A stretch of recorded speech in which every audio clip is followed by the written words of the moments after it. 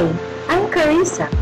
I'm here to tell you a story about the beginnings of the Old English language. Have a journey with me.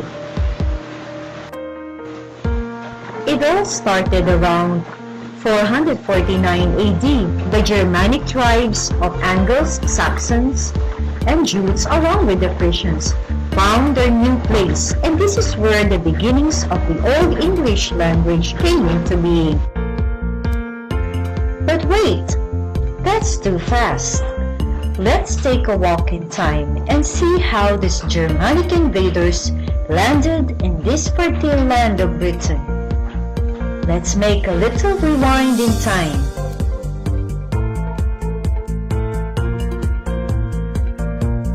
It all began in the British Isles, the period of pre-Old English, when the language was spoken in Europe. Around 5 centuries, when the English migrated to Britain, they found the island already inhabited, the Celts. The first people in England about whose language we have definite knowledge of.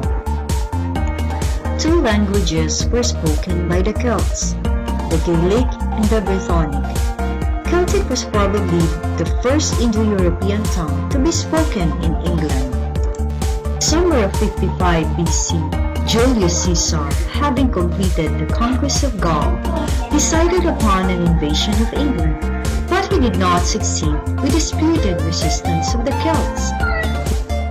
Until the time of Emperor Claudius, who undertook the conquest of the island in 43 AD.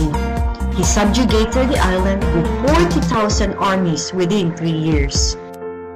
The Romans kept an ally with non-Italians to keep the empire in order.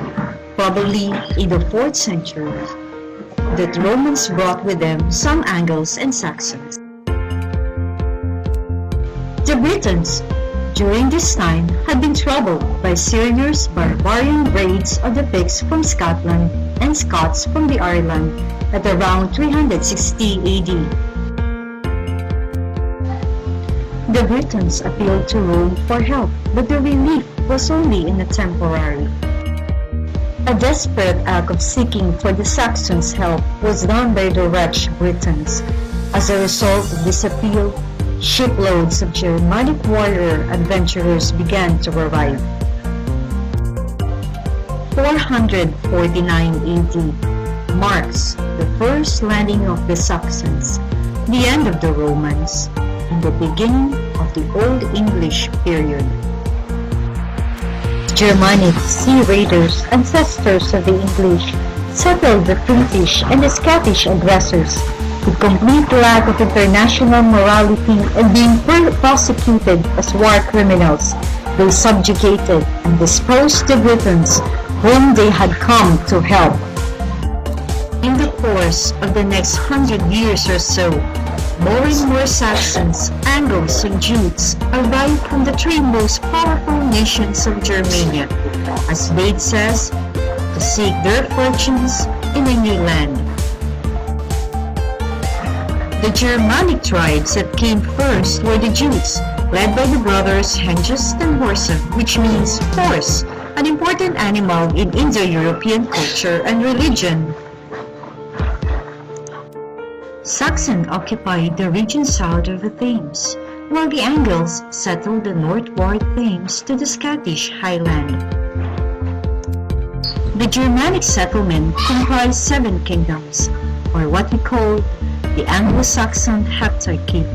We have the Kent, Essex, Sussex, Wessex, East Anglia, Mercia, and Northumbria. The most important event in the history of Anglo-Saxon culture occurred in 597 AD, when an English king, Ethelbert of Kent, was baptized by Saint Augustine of Canterbury, thus introducing the influence of the Latin language.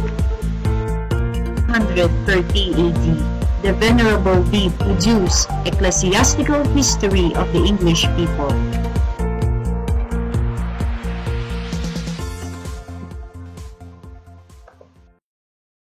Created using Powtoon.